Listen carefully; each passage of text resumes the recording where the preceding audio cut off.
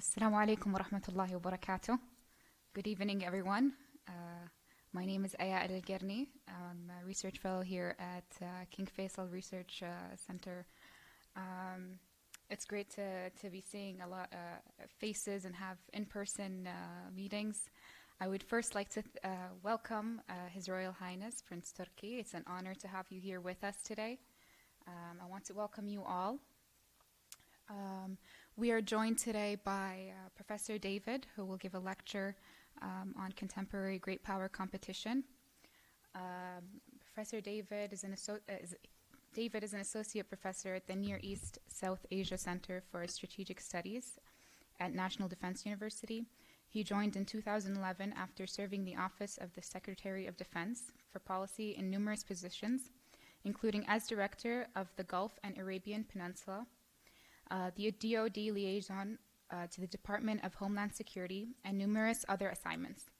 He also served a 30-year career in the U.S. Army and Army Reserve, to include combat assignments in Afghanistan and command of regular and special operations parachute units. He frequently writes, speaks, and comments on television on regional developments and security. Professor Dirach holds advanced degrees from the University of London School of Oriental and African Studies, and King's College London, which he attended as a British Marshall Scholar.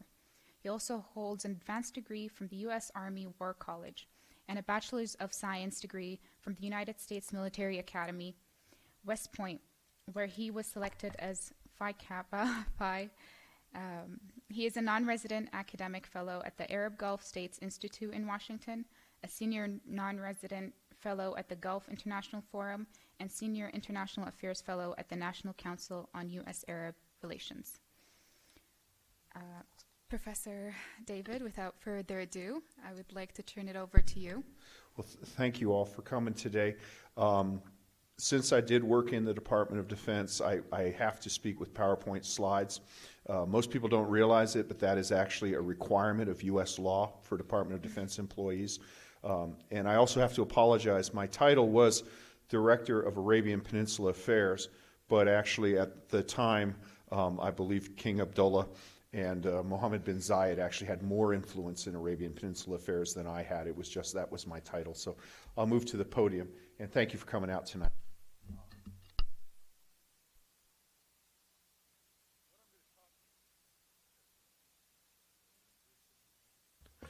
There we go.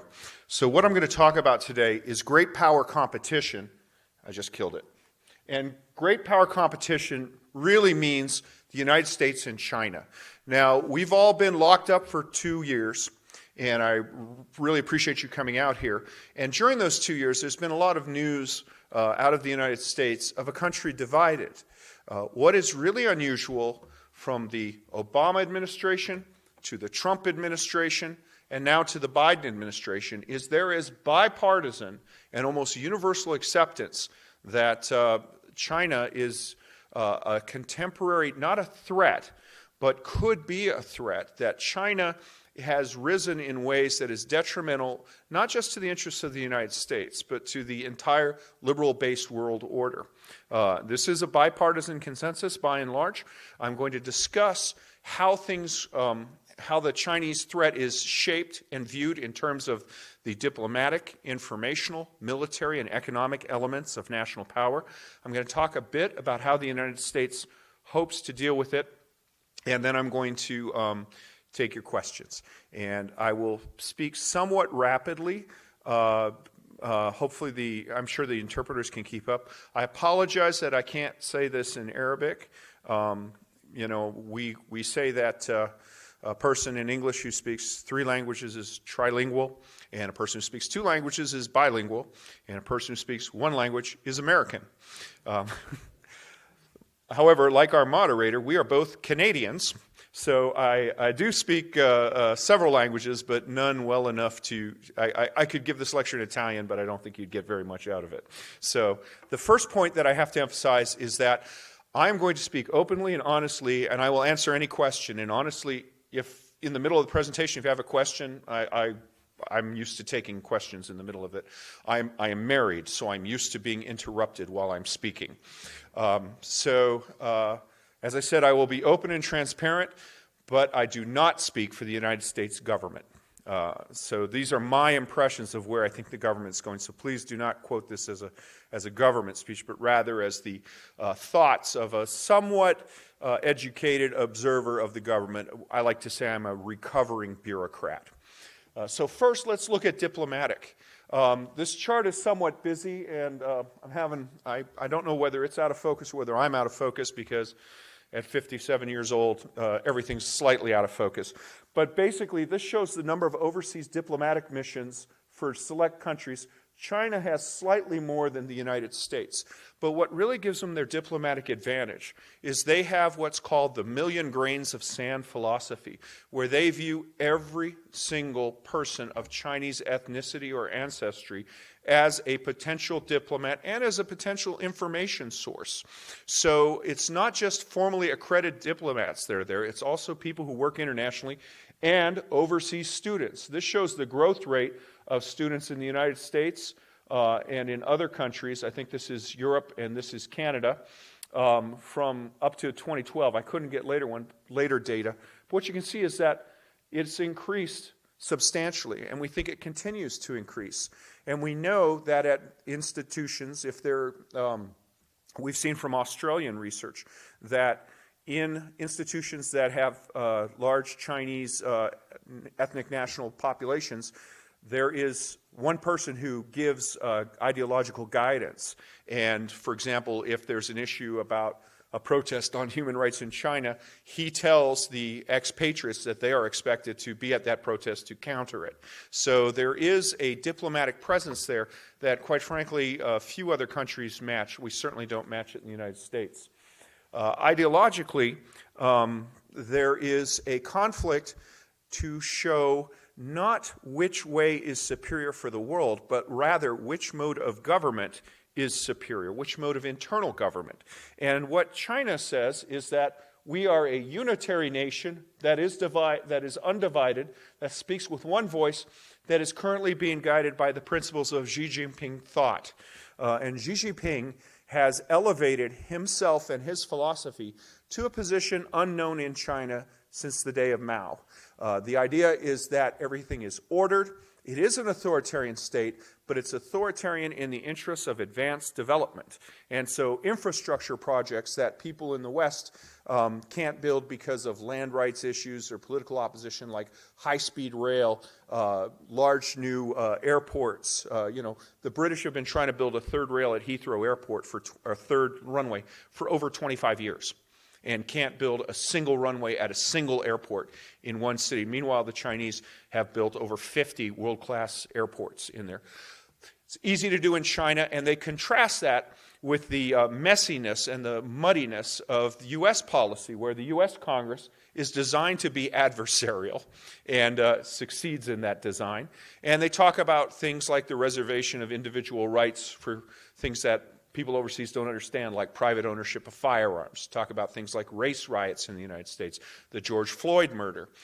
We've seen a very, very challenging means by what the Chinese refer to as wolf warrior diplomats, who directly contrast their model of development with the Western model of development, which is assumed to be inferior, and which in authoritarian states, this message that you can have development, be rich, and not give up any political control at all, that is very attractive in many countries. So the ideological comparison and the ideological competition is a very real thing.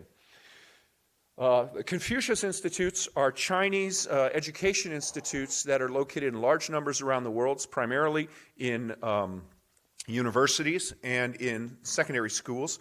They have the explicit aim of teaching Chinese language and Chinese culture, which nobody has a problem with. But recent studies by affiliated think tanks and most of the really good research comes out of Australia. In Australia and Canada has shown that these are also receiving guidance from the Chinese government and thus are used to propagate Chinese Communist Party messages within countries, that are democracies that have freedom of speech and association. But what you have is an organization implanted in a university as an educational tool to teach foreign language that actually becomes an ideological arm of the Chinese state. And there is no American counterpart to this. There is no Western counterpart to this. And as you can see by the numbers, over almost 600 of these in the Western Hemisphere, 341 of them in 43 European countries. So this is a significant asset in the diplomatic and informational things. China has, this is a structure, and I apologize for this being dense and in English, but they basically have a consolidated system that they use to get their message out. So they start off with an explicit government propaganda department, which, again, the United States does not really have a counterpart to. We have information agencies within the U.S. Department of State that primarily just answer questions of fact, but we don't have an active campaigning message as part of ideological conflict the way the Chinese do. Then they have government media, which is almost all media in China is government controlled if it is not explicitly government run. And I would refer you, The Economist magazine 2 weeks ago had an article about how the Chinese government even controls Chinese language media in other countries because it is able to exert pressure on advertisers and on reporters who have family members back in China. So unless a Chinese language press operation is explicitly formed in opposition to the Chinese government, like Falun Gong, which is a dissident group that's repressed in China, the Chinese government has a stand. The Chinese Communist Party has the ability to shape and influence its media in a way that there's no Western counterpart for. The Confucius Institutes we spoke about, and then, of course, there's a very active social media presence. And I can tell you that when I tweet things that are critical of the Chinese party, I will get numerous responses back that are very aggressive, usually from people who have no information about themselves, have a picture which, if I pull the profile picture off and do a reverse search on it, I find that this is somebody who supposedly lives in Peru and Finland and India all at the same time. They're stock images and they're farmed, bought social accounts. Occasionally Twitter goes through and eliminates all of these. The last time they did, I lost 3,000 of my Twitter followers. They were all bots who were following me just so that they could counter my Canadian stroke American perspective. And then finally, for those of us who are who get a lot of our news from TV, American TV networks are run by market forces, and their news operations are declining. Central Chinese television and other affiliated networks are paid for by the state, and they are expanding their presence, and they're expanding their Arabic language service. So this is a clip. This woman speaks beautiful Arabic, and this is from a documentary where she was explaining in Arabic how the United States Army actually introduced the coronavirus into Wuhan in order to make China look bad. And I can tell you, I spent 30 years in the U.S. Army. There is no way we can do something that efficiently and that secretly. Not in our wildest dreams. But basically, they're working to a third audience, the Arabic-speaking world here, which is traditionally skeptical of things American, primarily because of our long alignment with Israel. And because of that, they find fertile grounds. And I can tell you that my children and my children's children will still hear this narrative. This narrative will resound here in the Arab world as a result of this concerted propaganda effort. Let me move on now to military. Let me kill the screen. There we go. This shows the American defense expenditure, and this is Chinese and other countries. And as always, the United States expends more on defense than the next 12 countries combined. This is misleading. A lot of our expense, we have a volunteer army. We pay relatively good wages. We don't have a national health care system, so health care for soldiers is included in the defense budget. Indeed, I was in the room once where Secretary of Defense Rumsfeld was getting a briefing on rising Department of Defense health cares, and he basically said, if we don't do something to rein in this health care, the Department of Defense is going to be a health care plan with 2 or 3 airplanes and 2 or 3 tanks, because the money was just exploding. But the bottom line is the United States does spend more on defense than other countries. It has more capabilities because our defense requirements require us to operate in a different hemisphere that we are located in. No other country in the world, no other country in history has ever had that burden. So just the ability to project forces here is something that no other country has ever had. But the Chinese role has increased drastically, and again, the labor costs are much lower. So what we're seeing is a huge investment in the Chinese military machine in a way that will allow it to become an offensive power. What they are doing is a program of modernization that focuses on what we call anti-access area denial.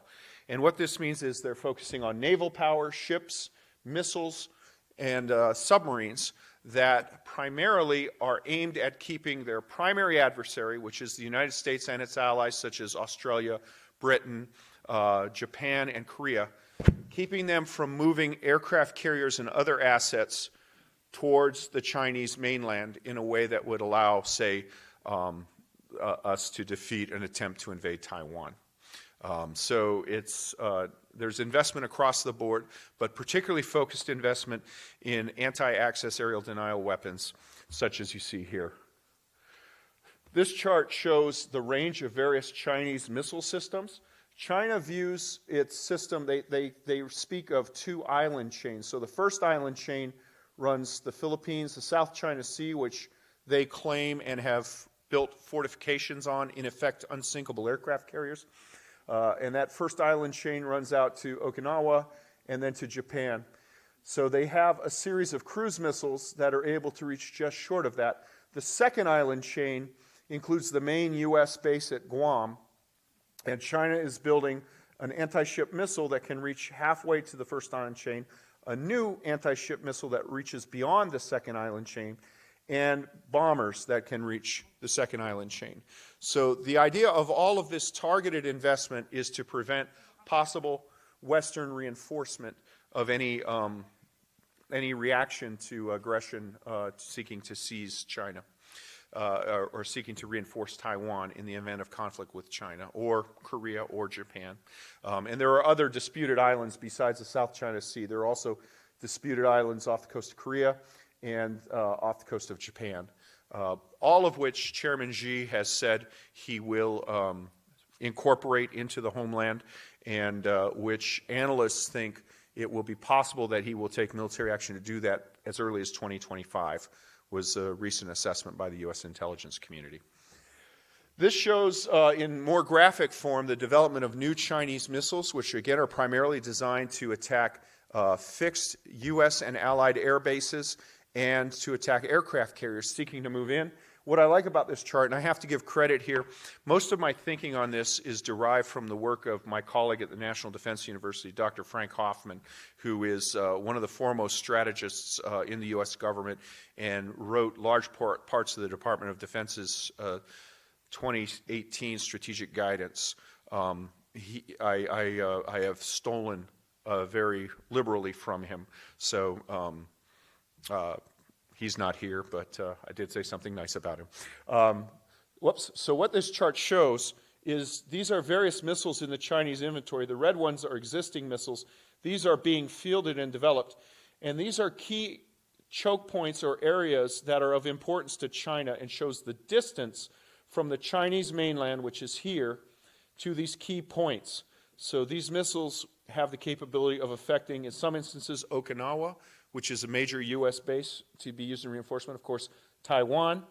Sasebo and Misawa and Yokosuka are 3 Japanese and or American air bases that would provide key defenses.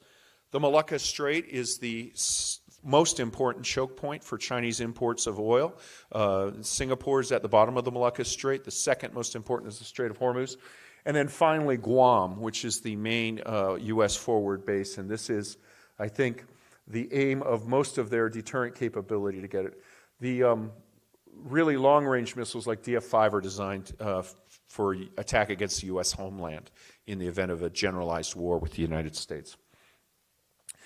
This shows the South China Sea, which, as I said, China has illegally, in violation of a world court order, which was brought by the Philippines, Brunei, and Malaysia, and Vietnam, seized a number of islands and reefs, built them up, and militarized them.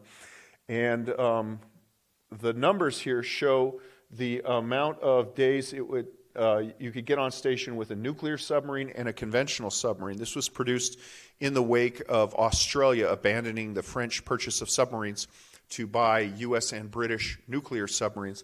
And what you can see is that, for example, in the areas off the Straits of Malacca, a nuclear submarine can be expected to operate for 78 days, whereas the French conventional submarine could only operate for 14 days. And the nuclear submarines can operate all the way into the South China Sea off the Chinese mainland in a way that conventional submarines could not. So I know there's been a lot of press about this submarine issue. I've contributed to some of it on Arabic language television, but basically with the conventional submarines were bought when Australia thought that this contract was signed when Australia thought that this was what it had to defend. And as Australia has woken up to the greater threat imposed by China, they've realized that they need to actually expand their capability into something that can operate all around the Chinese mainland. Australia is in many ways at the front of the Western coalition. It's in advance of the United States in waking up to the threat posed by Chinese military and political investment. So what would the forces look like if they're stacked up? This is the coast of China. These are Chinese forces. These are United States, Australian, Japanese, and Korean forces. There would be other allies involved, but the numbers would be far smaller. So we're looking at countries such as Canada, Britain, France, New Zealand would be expected to participate in a coalition operation, but in much, much smaller numbers. Like the Canadian Navy in the Pacific is extremely small. The main thing to note is, first off, most of the Chinese missiles and ships are operating from their home ports. Most of the Allied power would be expeditionary, operating at an extremely extended line of supply. So again, if the missiles are developed accurately, or if Chinese submarines are accurate, this is a Chinese submarine fleet, then they would be able to deter these forces from even getting there. American aircraft carriers would not be able to get close enough to launch aircraft that can reach the Chinese mainland. The thing that really concerns us in the West is this missile imbalance. So the West has very few offensive missiles, and the Chinese have a huge and growing arsenal, and that is the major focus of their defense investment in anti-access aerial denial. And it's hard to conclude that this offensive ground-based missile capability is for anything other than seeking to, in effect, make everything from the second island chain to be a vassal of the Chinese military power. So how do they see conflict? Westerners tend to see things as either a period of war or a period of peace. The Chinese view, on the other hand, is they always have military operations because they view themselves as a revolutionary state. That is their origin, although I would argue they're actually more capitalist than the United States now. They have wartime military operations, which is what we in the West would call war. But then they have what's called quasi-war military operations, where they employ force without openly shooting and killing each other. The seizure of the reefs in the South China Sea, actions by Chinese fishing fleets which operate as a militia, a naval militia of the Chinese state, and you'll see things like Chinese ships pushing out Philippine ships in waters that are actually Filipino territorial waters, things of that nature. Those are quasi war military operations. And then you have non-war military operations, which are presence patrols. What we're seeing now with the aerial incursions over Taiwan, which seek to wear down and desensitize the Taiwanese forces so that, maybe one day they actually will attack, but the Taiwanese have become used to seeing incursions of their airspace. And that desensitization, by the way, is what the Egyptians did in the 1973 war with the Suez Canal crossings. They kept mobilizing forces until the Israelis said, we've seen this too many times. And then they were able to successfully cross the canal, which was the most brilliant military operation of the Egyptian army of the last 70 years. So China sees warfare over time, level of kinetic force. Kinetic force means actually moving ships, planes, missiles, firing rockets. They see themselves in a constant state of political warfare because they are a revolutionary power. They increase the level of kinetic force and engage in hybrid warfare, which involves elements other than the military, although it can involve military elements, exerting the power of the state. This is the maritime militia. This is Chinese contractors, the so-called wolf warriors in places like Sudan, where they have armed forces guarding oil fields. And then conventional warfare is only used as a last resort. What China seeks to do is have a first strike doctrine that will not destroy forces, but destroy the ability of Western powers to respond.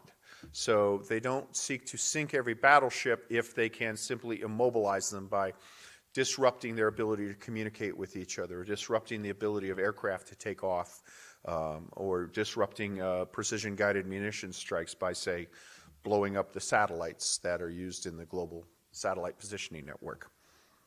Let's move on to economic now. Everybody knows that China is a rising power economically. This shows absolute GDP. The United States is still number one. China is smaller. This is absolute. So if you look at it on a per capita GDP, the United States would be up here, and China would still be down there because there's about 5 times as many people in China as there are in the United States. But China is rising. This is not in itself a bad thing. I think it would be nice if China would be rich. We in the West tend to believe that when a person acquires property, they acquire responsibility, and that a person who is starving is a person who seeks to cause conflict and war. The problem that people have awoken to starting in the second term of the Obama administration and then later explicitly in the Trump administration, which Biden has carried out, is this idea that China is actually engaged in the liberal economic order, but is behaving as a mercantilist state. It takes advantage of the rules of free trade, but it does not itself trade freely. And the best example of this, returning to Australia, is when Australia called for an international inquiry into the origins of the coronavirus in Wuhan. China imposed a de facto embargo on all Australian goods with the exception of iron ore, which they need for their steel industry. So a lot of discretionary products, barley, wine, foodstuffs, were just canceled without any overt government action or notice. What you saw was the Chinese government informal control of the economy, which was immediate and not replicable in any Western country. This basically shows that there are a lot of Chinese companies that there are a lot of big companies in China. 20 years ago, there were very few companies in China that were large, only things like the state-owned oil companies, a few banks, and a construction company. But now, you're starting to see the rise of very, very big cyber firms and very, very big new economy firms. In the last 3 weeks, this has changed drastically. There was a market opening for a company that was the Chinese equivalent of Lyft. It floated on the New York stock market. The next day, China announced an inquiry into anti-competitive practices and data protection on this company. The company lost $7 billion in value. Alibaba, which was the biggest cyber company in the world, bigger than Amazon and Walmart combined in cyber sales, has been reduced to a fraction of its former self. And we're seeing an ongoing problem with the Evergrande real estate firm, which is being pushed into which is in bankruptcy because it's over leveraged. So now there is a view that big firms are being reduced in China because Chairman Xi doesn't want to have an economic rival to his power, that everything will be reduced to a subordinate place of that. Unlike Western countries, which are, unlike Western countries, which are dependent on free market and have very limited government intervention in the economic sector and development, China has an explicit economic system of targets for key high industries, things like producing advanced agricultural machinery, energy-saving things like battery technology, high-tech ships, railroad equipment. China is seeking to become the market leader in that and is using targeted state investment to try to capture key sectors and key developments that it assesses are critical to economic transformation throughout the world. So the theory goes that if China can develop a world-class battery, for example, then because of their economy of scale and the cheapness of production in that, they will drive out every other battery producer in the world, and the rest of the world will be dependent on China for batteries for electric cars. And that will inevitably translate into political leverage. One of the key developments that we just saw is last week the first Chinese jet fighter with a Chinese-produced engine flew. For years, over 20 years, China has been trying to produce a domestic jet engine and has not succeeded, but it looks as though they may have finally come close to we're not sure how good it is, but clearly they haven't forgotten that they're making progress. Closely related to this is the Belt and Road Initiative. The Belt and Road Initiative is a global Chinese development to establish infrastructure that links rail across Europe, pipelines, and road, pipeline, and rail links to places that do not require China to only have its sea lanes through the China Sea pass through the Strait of Malacca. But, for example, the K2 highway, which is completed in Pakistan, running from the Muslim regions of western China into Pakistan, and that will eventually, it is hoped, be linked up with the port at Gwadar, which will provide China an opportunity to completely bypass Straits of Malacca. And should the port at Gwadar be militarized, will give it a major naval port within easy striking distance of the Strait of Hormuz. What we're also seeing is the introduction of so-called the debt trap, where small countries take on a lot of debt for the development of big infrastructure, probably with corrupt payments and bribery associated with it. And then the country sees, like a port built by Chinese labor with Chinese material, it's unable to make its payments on the debt, and China seizes the port. This has already happened with a major port in Sri Lanka. It's pretty much what happened when the French and the British seized the Suez Canal from Egypt. And people are very, very concerned about this, but again, the West is not agile enough in targeting economic investments overseas, but they are rising to the threat, and this is probably the only time you'll see an American approvingly quote Emmanuel Macron. These roads cannot be those of a new hegemony, which would transform those that they cross into vassals. He gets it. He gets it. The aim of this is to make all of these countries dependent economically upon China. And that economic dependence will soon translate into political dependence. At the same time, China is spending a lot of money on research and development. The United States is still the world leader, but China has risen drastically in recent years and seeks to transform itself from a country that makes products designed by others. Key example being the iPhone, which every one of them says, designed in California, made in China. They want to design it in China and make it in China. That's not necessarily a bad thing in itself. Efficient development leads to efficient products, and knowledge has a way of seeping across the world. But it has to be done in a way that's transparent and in a way that government efforts do not skew it too much. So this I will leave with you. This is basically a quote from the Trump-era national defense strategy, which said, China is contesting American geopolitical advantages and trying to change the international order in their favor. By the way, the United States is one of the few countries in the world that publishes its national security strategy on the web, so feel free to go and read that at your leisure. Again, this is from the Trump administration.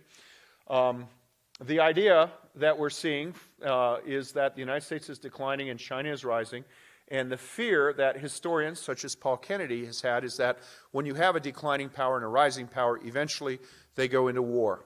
Some call this the Thucydides Trap, after the analysis of the Peloponnesian War between ancient Greece and ancient Sparta.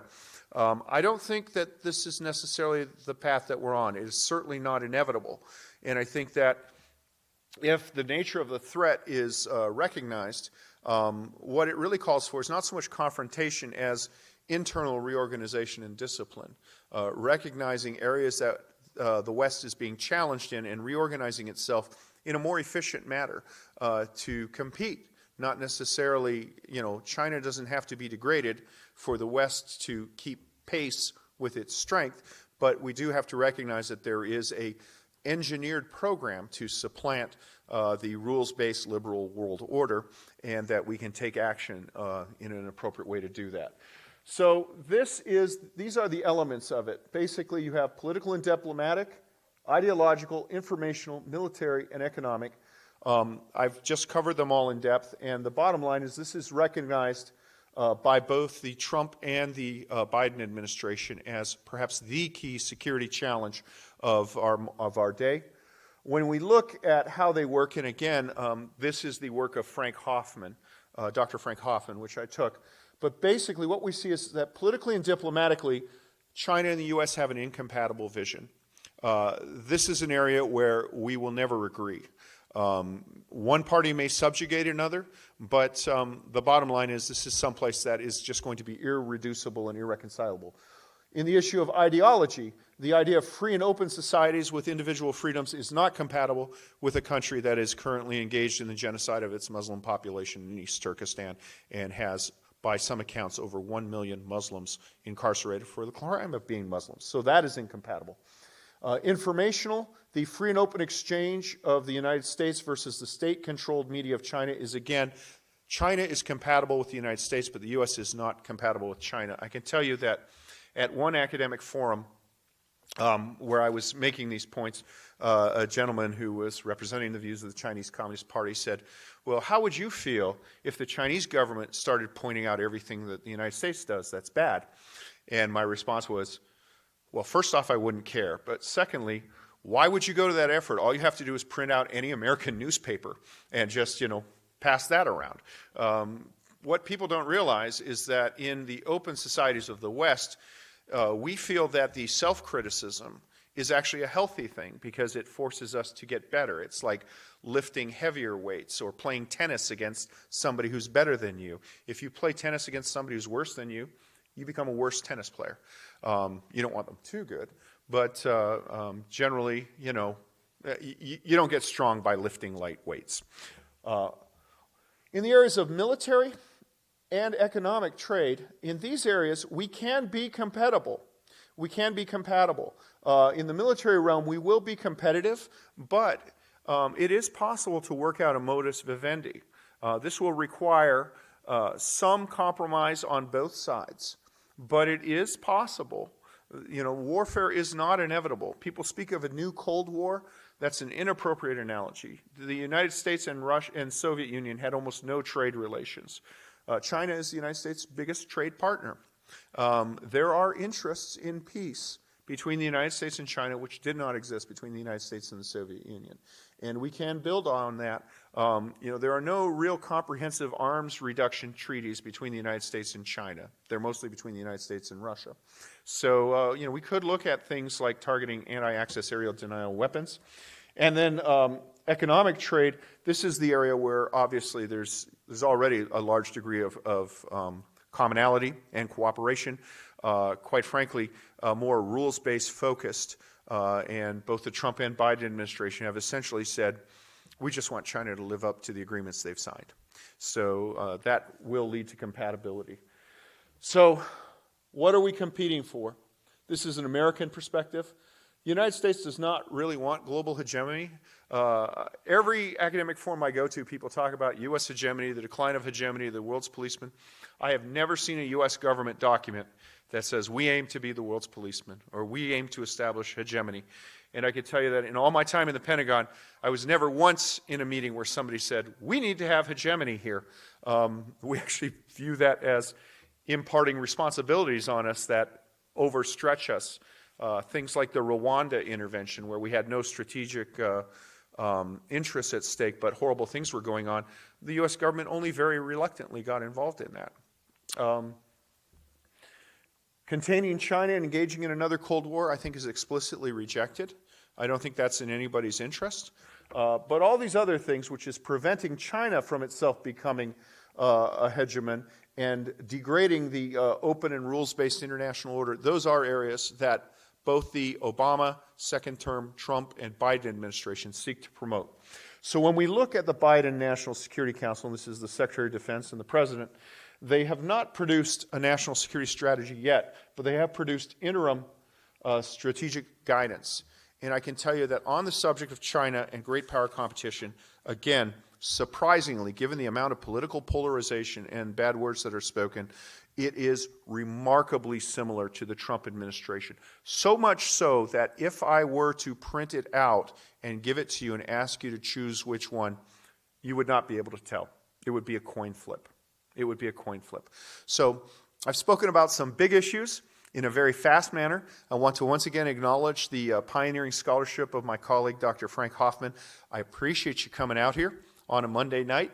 I'm honored to see so many of you here on a hot day at the first in-person lecture since the COVID. I want to thank you again, Your Royal Highness, for your attendance. It's always a pleasure to see you, sir, and I am honored. I want to thank Dr. Mark Thompson and IL for making this happen. And I will take your most difficult and challenging questions, although I have to warn you, if the question is too difficult, I may start crying. So thank you.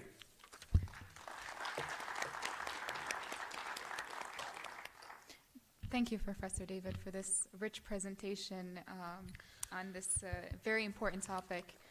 You did a wonderful job explaining this strategic rivalry and its dimensions.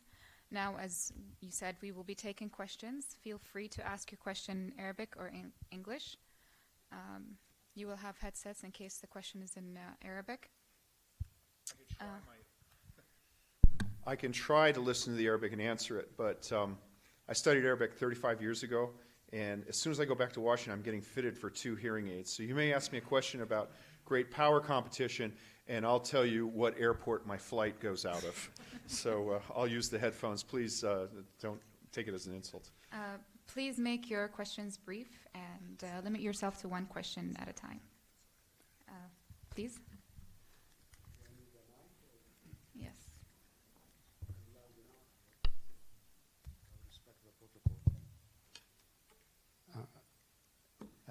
Thank you, Professor David. I call you David. There was a recent article. Sorry, let me introduce myself. I am Fawaz Al-Fawaz. I'm an economist and a columnist. There was a recent article at Foreign Policy that was presenting a counter-argument, actually, to the what you allude to, the Thucydides argument, rising power versus existing power. And the gist of the article was that the decline of China, rather than the rising of China, may cause actually China to pursue a war option. How much do you ascribe to that argument? And if you allow me, being the first, let me ask another second question. All politics is local. In the region, we're by interest and history and intellectual modality, we're closer to the U.S. But the U.S. conduct recently has created, I think, much of lack of trust in the region, following Iraq war and, frankly, the emasculation of Iraq and handling it to Iran, and Libya and others. The U.S. conduct has not. And, you know, given the region interest to develop, is frankly, we're more akin to certainty to develop. Yeah. And U.S. is, I think, raising the cost to the region in an inadvertent way. So please address that issue. Sure. Because I think we are, Yeah. we're concerned. Yeah. Thank you. No, thank you. So let me start off. Yeah, there are two schools of thought on China, and China watchers are divided. One school is that this is a country that is rapidly developing and seeking to become a regional, if not a global hegemon. That's the presentation I just gave you. And the reason why I did that is, in my judgment, because I do not speak for the U.S. government, but in my judgment, that is the dominant theory that's guiding U.S. policymakers today.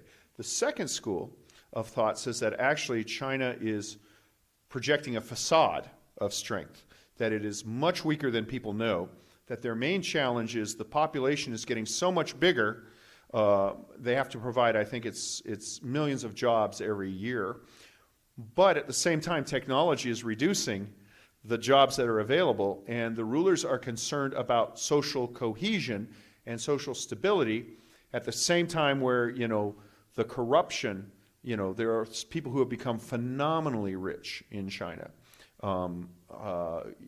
Mostly the children of people who were communist leaders, in the Long March, they have become phenomenally rich. And so keeping a lid on these social pressures requires things like leveraged real estate investments, and the party's coming to an end with the Evergrande bankruptcy. That company will have to go bankrupt. And when it goes bankrupt, people who have paid for apartments that have not been built are going to be told their money's gone. So how do you manage that? The first school of thought is what's dominant. The question is, what do you think drives human nature? Are people more aggressive when they think they can run the table, or are they more aggressive when they're desperate? Either way, I think that the security apparatus of the United States and Western states is to assume whatever the capability is, you have to assume the worst intentions and plan for it. Your second question, these are both very good questions, by the way. Thank you, sir. Your second question deals with the nature of the U.S. commitment to the Gulf. And I recall hearing a certain member of the Saudi royal family at the National Council on U.S.-Arab Relations in 2014 raising this issue in pretty drastic terms. And then he was followed by the U.S. Central Command commander who gave his normal speech. So you had Prince Turki, and then you had General Austin. And after those two speeches, the next speaker was me. And I can tell you, my own mother would not have stayed in the room for that talk because you had two great speeches and everybody left. Let me just make a couple of points. The first point is, don't look at the absolute troop numbers in the Gulf as a sign of U.S. commitment to the defense of the Gulf. A lot of the forces, this is Saudi Arabia, this is the home of hospitality. You invented it. All of the Gulf countries are fantastic hosts for U.S. forces. And when we were conducting major military operations in Iraq and in Afghanistan, we based the support for that in the Gulf because the hosting was superior to what we get anywhere else in the world. So, if in some countries in the Gulf, if a U.S. airplane lands, it gets filled up with fuel for free. So, even flights that are going from Turkey to Afghanistan would stop in the Gulf to take advantage of that. So a lot of the forces that will retrograde were never here for the defense of the Gulf. They were here for other operations. So numbers will decline. The second thing is, people do talk about over-the-horizon operations. That's kind of a yanny. I know nobody's easy with it, but the United States has demonstrated the ability. We're the only country in the world that can bring an entire brigade of soldiers within 24 hours anywhere in the world. And you just saw that with the Afghanistan withdrawal, which was a disaster politically and socially, and I can see that leading to a lot of your concern and your angst. But the military capacity of bringing a reinforced brigade within 24 hours from the other hemisphere, that's why our defense spending is so large.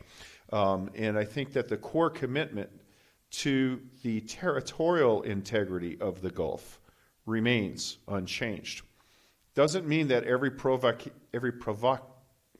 provocation or attack that doesn't, reduce the ability of the state to govern itself will be responded to in like manner.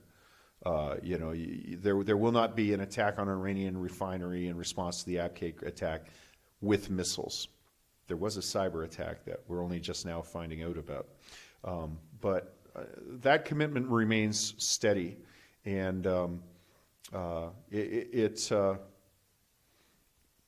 there is some political issue, but you'll see the Biden administration, their actual actions when resolutions are passed in the Congress about Saudi Arabia, for example, the Biden administration's actions will be almost identical to those of the Trump administration. Almost identical. Yeah. Thank you, sir. Thank you. Anyone else?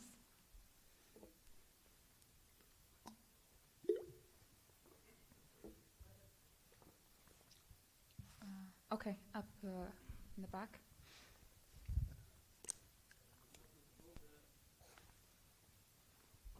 Thank you, Professor. I am teaching economics here, but originally I am a graduate from Japan, and after doctorate I worked there different institutions for 12 years. So my question is, in Asian territory, Japan is one of the biggest allies of United States. But after having meeting with many people and working there, my question is Japan a trustworthy ally of United States? Because on one hand, they have relationship with America, and on the other hand, they are very much proud on their history and their relation with the neighboring countries.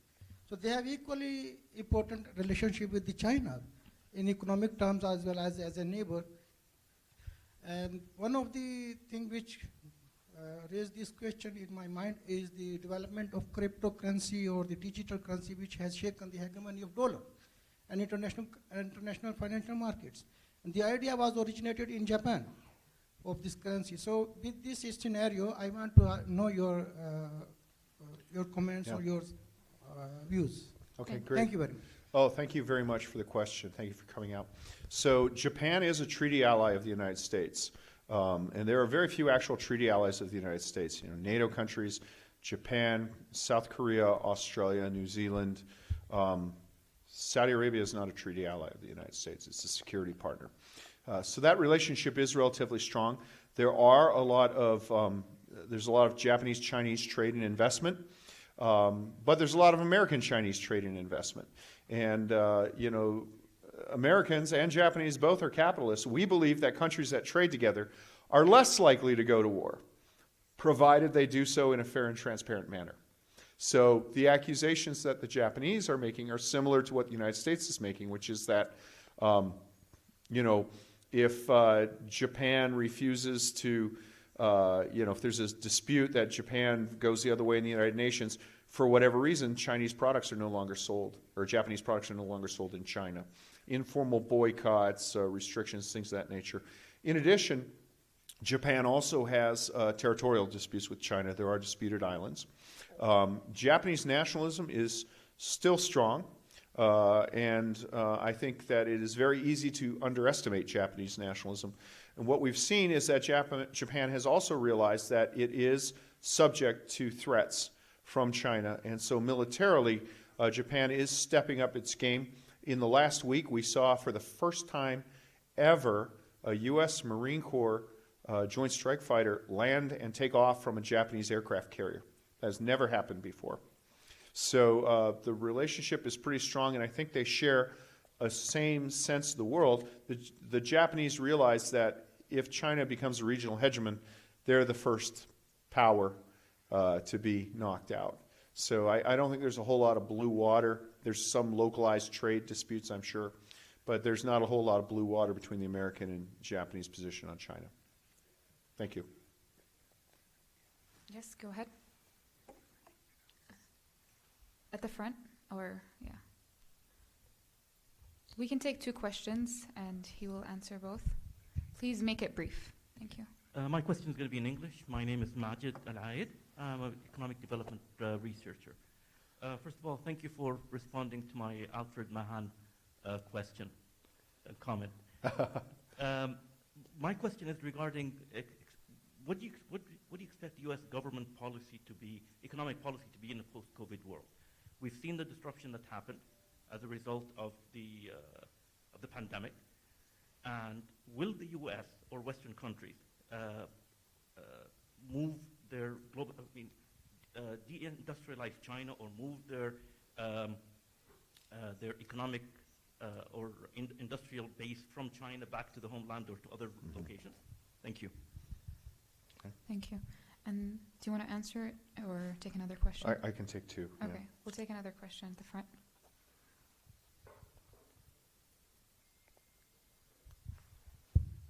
In Arabic, please. السلام عليكم ورحمة الله. وعليكم السلام. العميد متقاعد إبراهيم الشهراني، وزارة الدفاع. الحقيقة سؤالي، أنا أتفهم التنافس الكبير بين الولايات المتحدة الأمريكية والصين. أنا أتفهم التنافس الكبير بين الولايات المتحدة الأمريكية والصين، لكن الذي لا أتفهمه هي طريقة الاقتراب أو الاستراتيجيات التي تبنى لمواجهة هذا التنافس. على سبيل المثال، هناك آثار جانبية للاستراتيجيات المعمول فيها، مثل ما حصل مثلا في صفقة الغواصات، وكيف أثرت على العلاقات بين الاتحاد الأوروبي وبين الولايات المتحدة الأمريكية، والمصداقية التي وصلت إلى أن الاتحاد الأوروبي يسعى إلى تكوين قوة أوروبية منفصلة عن الناتو. كذلك ما يحدث في الشرق الأوسط من على سبيل المثال سحب القوات الأمريكية لقواتها من مثلا من المملكة العربية السعودية، هذا يعني هذه آثار جانبية للاستراتيجيات التي قامت بها الولايات المتحدة الأمريكية في مواجهة هذا التنافس. هذا الذي لا أفهمه، إذا كان بالإمكان توضيح مثل هذه الإشكالات في بناء استراتيجياتكم. شكرا لك. That's a tough one. I'm going to cry. Oh, okay. Well, since I've already answered your question on Twitter, let me go with the general first. Shukran li su'alikum ya Amid. Yafi shukran. So, yeah, policy of a global power is always confusing to watch, because a global power has global interests, and the actions it takes in specific regions, it has different interests in different regions. And so sometimes, it can be presented with what appears to be the same phenomena in one part of the world, but its interests are different, so it'll take a different action. It's frustrating, it's maddening. The only thing worse than being an ally of the United States is being an enemy of the United States. I mean, it's hard to watch, and it's hard to understand, and it keeps guys like me in business. With the issue of the European Union defense capacity and the Australian cancellation of the French submarines, I don't think this was viewed as a European issue. I think it was viewed as an Australian issue. And the problem was Australia signed the contract for its submarines in 2016 when China was viewed as relatively benign. Since then, you've seen an informal trade embargo. You've seen the development of the COVID. You've seen Australia basically being bullied by China and standing up to it. And they said, my gosh. And you've seen the militarization of the South China Sea. And at the same time, the cost of these submarines kept rising. And it got to the point where the Australians said, we need a more robust capacity, and we are going to be paying so much for these inferior submarines that we might as well just pay a little bit extra and go with the nuclear capacity to meet the new threat. And I think that's what drove the situation. Unfortunately, the French reaction, this is devastating for the French, because their armed forces are not big enough to produce large numbers of military ships unless they export. Now, you said it was a European Union reaction. It is a French reaction. But the problem is, whenever the French feel that they're hard done by, they always try to bring the European Union in to argue the French corner. But right now, the grief is with the French. It's unfortunate, but I think that it's more critical in terms of American global interests to have a capable Australian Navy that can confront the Chinese threat in China's home waters than to have the French diesel-electric submarine industry functional. And we see this in issues around the world. But certainly it was unfortunate with the French. And, the French recalled their ambassador for the first time in the history of U.S.-French relations. So that was a big thing. It was a big thing. Economic policy, COVID origin, and the industrial base moving. There has been a realization in many countries that markets in China do not function as free markets. And what Western countries and other countries are doing is realizing that if you have a dependency on China for a specific commodity, that China is manipulating the market in ways which ensure Chinese control of scarce commodities. The best example of these are the so-called rare earths. These are elements that are used in advanced electronics. They're not rare in the sense of gold. They're rare, it's a chemistry description. They're about as common as copper. But China has a lot of it. And more to the point, to refine these into a form that is commercially useful, it creates a lot of pollution. So a lot of companies do not want to mine and produce rare earths in their own country because it makes a mess.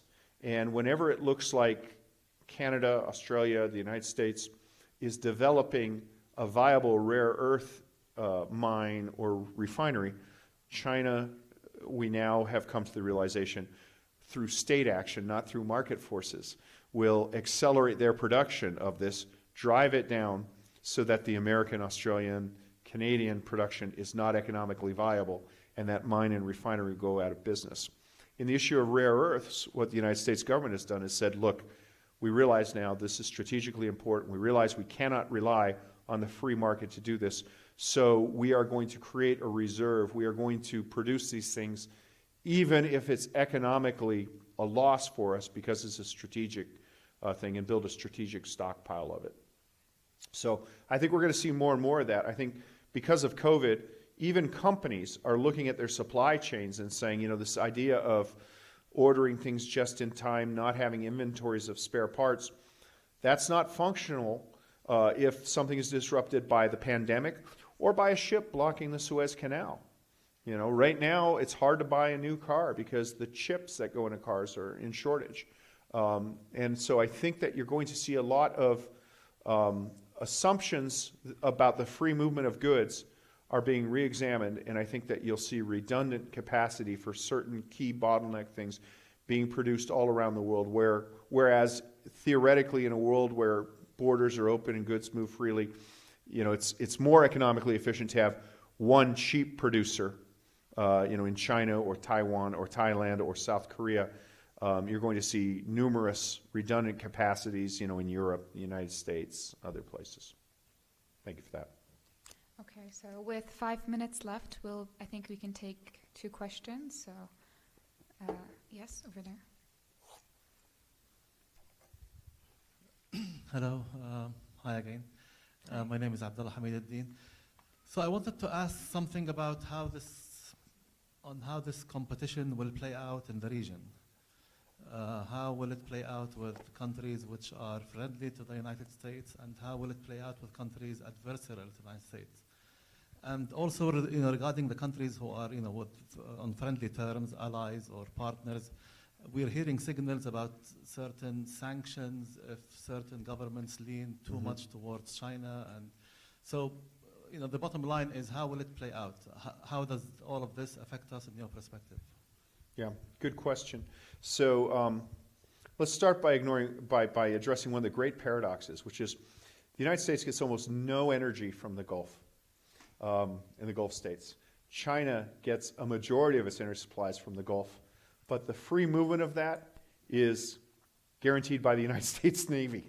That really is remarkable to me. And this is a paradox in American thinking where, on the one hand, we think, why are we policing the Gulf for Chinese oil imports? But this is illogical thinking on American parts. How often are you going to get an American admitting in a public forum that he thinks illogically? If the Chinese Navy were to say, you're right, America, you go home, we'll move our entire Navy into the Gulf and we'll protect it, we'd have stroke. The nation would have a collective brain aneurysm. Oh my God, we can't allow that. So the United States isn't entirely rational on this, but in the region, I think you're going to see a couple of things. The first thing is economically, China already has a pretty strong position here. And those decisions are made by the free market, and they will rise or fall depending on the ability of products to sell. And quite frankly, nobody has a problem with that. That's number one.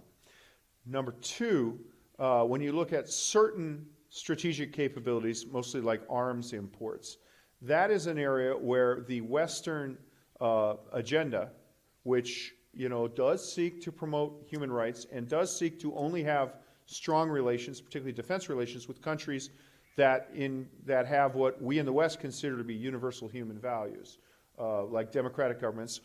Quite frankly, the United States is always at a disadvantage in dealing with states that are not democracies, because why would you want to go talk to an American who's going to talk to you about human rights in your country when you can talk to the Chinese guy who just say, how many do you want and when do you want them delivered?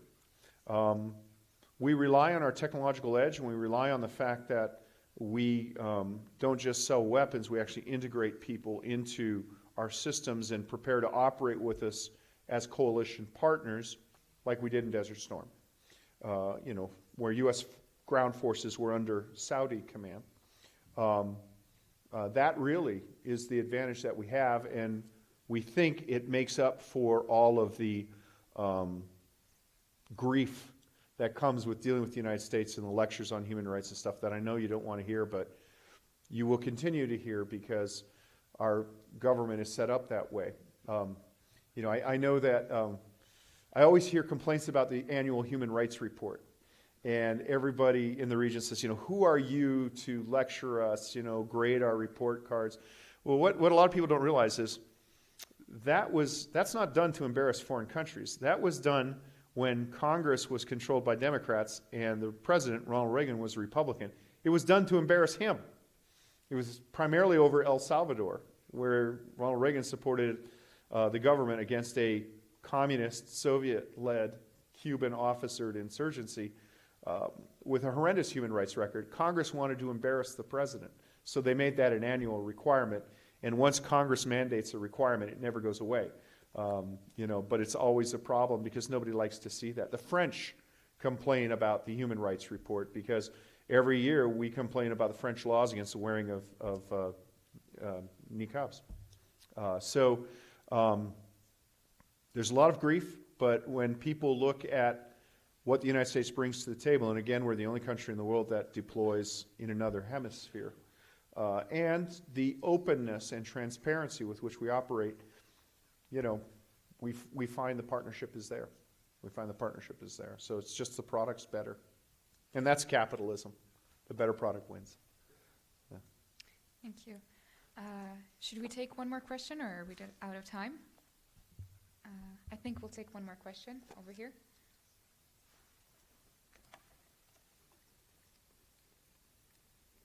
They're bringing the microphone.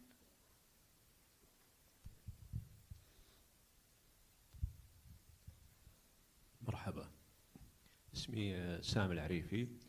تفضلت يا بروفيسور وتكلمت انه في عام 2016 صارت الصفقه بين استراليا وفرنسا، وهذا تاريخ قريب جدا بسبب انه ما كان وضع الصين خامل في ذلك الوقت. انا كنت في عام 1990 كنت طالب في المرحله الثانويه، وكنت واصدقائي في تلك المرحله منزعجين من ماده اللغه الانجليزيه في تعلمها. وكنا في ذاك الوقت نقول الله يعين بعد عدة سنوات سوف نضطر نتعلم اللغة الصينية. أعتقد أن طلاب في مرحلة ثانوية قبل 30 سنة هنا في الرياض يعلمون أن الصين سوف تكون قوة عظمى لن يخفى على مراكز التفكير في أمريكا. أنا متعجب جدا من الإهمال الغربي وخاصة الأمريكي لتنامي القوة الصينية بشكل غير مفهوم. من ضمن الاشياء مثلا انه تتحدث مثلا عن الان سياسه الرئيس الصيني في اضعاف الشركات الكبرى الصينيه، قد يكون السبب حتى لا يقع في فخ التي وقعت فيه الدول الغربيه بهيمنه الشركات الكبرى على الحكومات. فالصين تتعامل بطريقه اكثر نظاميه مما يتوقع الغربيين. انا اتعجب حتى من عدم تركيز الاعلام الغربي على ديكتاتوريه مثلا النظام الصيني. مثل ما هو يحصل مثلا في يعني حكام دول أخرى أقل أهمية. تعليقك على هذا وشكرا. Well, those are very good points, all of them. So I don't think companies control things in the United States, although with one exception, and that is where we have only one company that produces a product, then they do become national champions. The best example is Boeing. You know, there are only two companies in the world that make large passenger aircraft, Boeing and Airbus. And nobody else in the world makes a large passenger aircraft. So there, the United States government views the interests of Boeing as synonymous with the interests of the United States, just because nobody else in the U.S. does it. But otherwise, where there are competitors like automobiles, it's a free-for-all. And what people have woken up to is this idea that in China, the state is picking winners and losers, and that it's not a free market, but we're trading with them as if they were a free market. Basically, we think that we're in a liberal order. We're actually engaging on liberal terms, big L liberal, like economists say, with a mercantilist state, and that puts us at a disadvantage. He spoke about the inevitability of Chinese versus English. I can remember in the 1980s, like, I don't know if you've seen the American movie Back to the Future, where a guy goes back to the 50s and sees his parents. In that movie, their vision of the future was that everybody in the United States would be working for the Japanese. So we thought the Japanese were going to take over the world. People very rarely get the future right. And as I acknowledged in response to your question, there are some systemic weaknesses in China which may still do it. But what is really remarkable about this, and I live in Washington, and my first civil servant job, I was a political appointee in the Clinton administration. So I've seen a lot of partisanship and stuff. What is remarkable to me is the relative partisan unanimity on the need, not necessarily to confront China, but at least to match China and to call it out. And the fact that you're seeing governments as dissimilar as Macron's France and Boris Johnson's England and Morrison's Australia, unlike the President of the United States, I actually know who the Prime Minister of Australia was. He famously forgot his name in the middle of a speech. And Japan, all in agreement on this. That really is remarkable. And I have not seen that, even in the Cold War, there were, always dissenting positions within NATO. So it's a remarkable time. Thank you for the question. Thank you for coming out. Okay, so thank you everyone for your questions and for coming out. Unfortunately, we are out of time, and as they say, time flies when you're having fun. Again, I'd like to thank Your Royal Highness for being here with us today. It's a pleasure having you join us, Professor David, and great to have in-person events after nearly 2 years of being virtual. Nothing wrong with Zoom meetings, but it's great to see faces and have some human interaction. So thanks again, and we hope to see you in future lectures. Thank you. Thank you. That was great.